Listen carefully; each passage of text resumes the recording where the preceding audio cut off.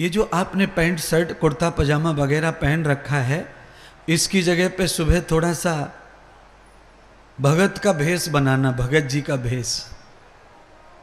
हमारे सनातन में भगत जी का भी भेष होता है, साधु का भेष होता है, सन्यासी का भेष होता है, वकील का भेष है, पुलिस का भेष है,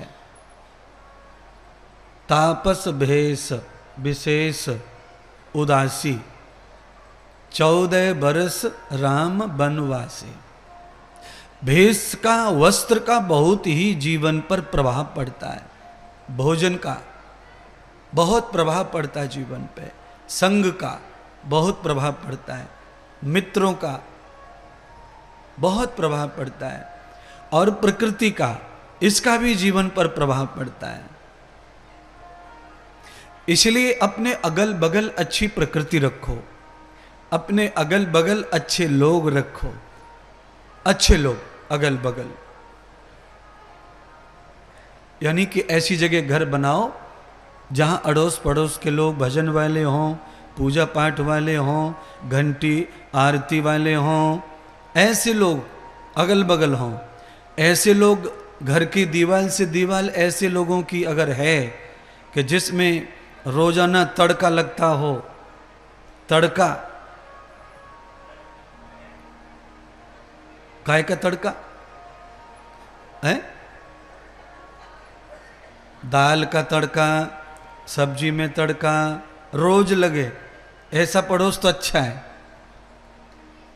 पर जो दूसरा तड़का है, अच्छा बड़ी मुश्किल हो जाती है। आपके घर में कोई महात्मा जी आए, गुरु जी आए, आपके घर में हवन हो रहा है और पड़ोसी के घर में छोटे छोटे बकरे के पीस कुकर में सीटी मार रहे हैं, आपकी खिड़की में से सुगंध जा रही है, उनकी खिड़की में से गंध आ रही है, एक्सीडेंट हो रहा है अच्छाई और बुराई में, तो उससे क्या होता है, उपद्रव पैदा होता है पड़ोस में, उपद्रव। और उस उपद्रव की वजह से पूरी कॉलोनी में अशांति छा जाती है, अशांति। अच्छा अब सोचिए, अगर कॉलोनी में 1000 घर हैं, उसमें से 800 घर मांस खाने वाले हैं, 800,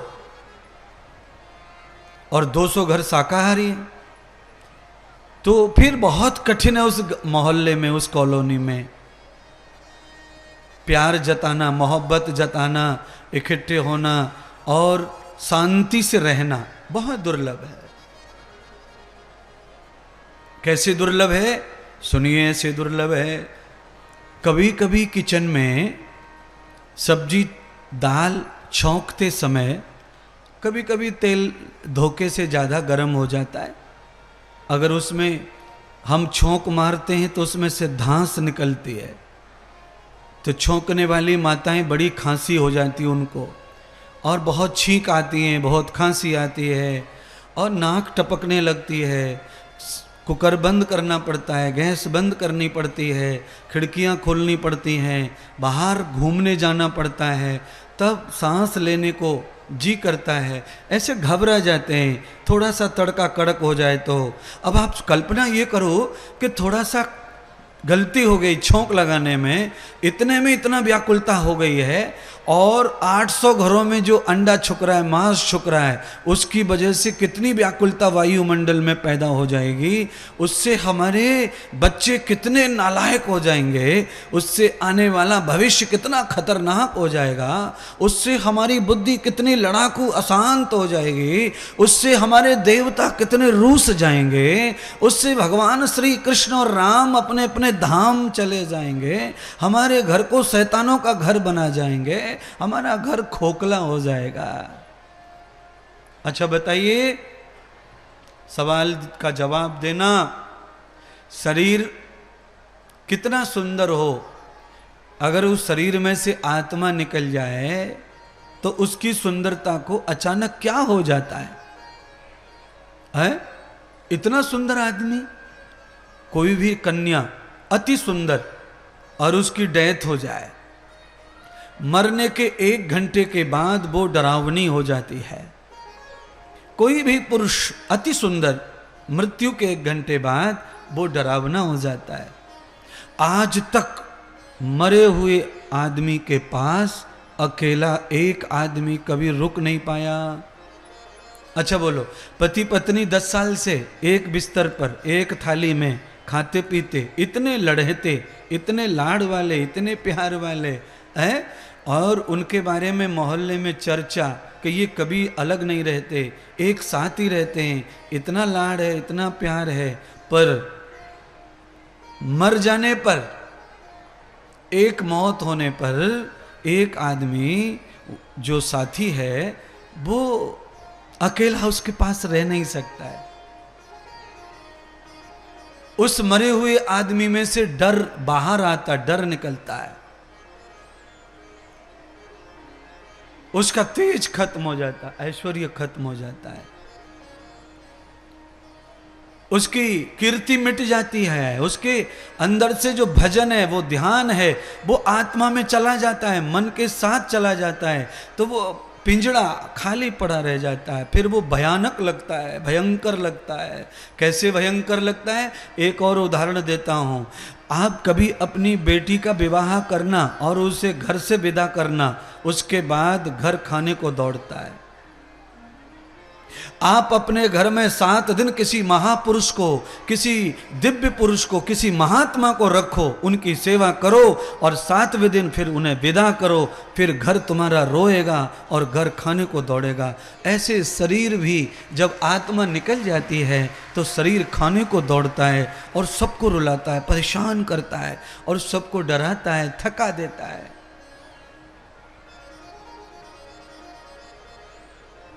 इसलिए मेरी निजी कल्पना है आपके लिए, मरने के बाद में कौन क्या करेगा हमारे लिए हमें नहीं पता, पर हमें मरने से पहले अपनी मृत्यु को अच्छा करना चाहिए। हमें नहीं पता। आप सब जानते हैं, अगर हम घर के सभी लोग आज ताला डाल के 4 दिन के लिए कहीं जा रहे हैं, तो आप सबको पता है कि हम क्या क्या करके जाते हैं घर में। हम घर में सबसे पहले करके जाते हैं कि सामान को व्यवस्थित करते हैं, किचन में डिब्बे के ढक्कन लगाते हैं, फ्रिज को खाली करते हैं, और सब बल्ब ऑन हो रहे थे उन्हें ऑफ करते हैं, सब कुछ व्यवस्थित कर देते हैं। 4 दिन बाद आएंगे घर से, बच्चे सहित जा रहे हैं। बस यही सीखना है। घर से जब अगर हम जा रहे हैं तो सब कुछ व्यवस्थित करके जाते हैं, जैसा था वैसा मिले। ऐसा ही ये शरीर है, ये घर है हमारा मतलब हम आत्मा हैं, हमारा ये शरीर घर है। जब इस शरीर से हम कुछ दिन के लिए कहीं जाएं तो इसमें सारी चीजों को व्यवस्थित करके जाएं, दोबारा इसमें आए तो वो चीजें ज्यों की त्यों हमें व्यवस्थित मिलें।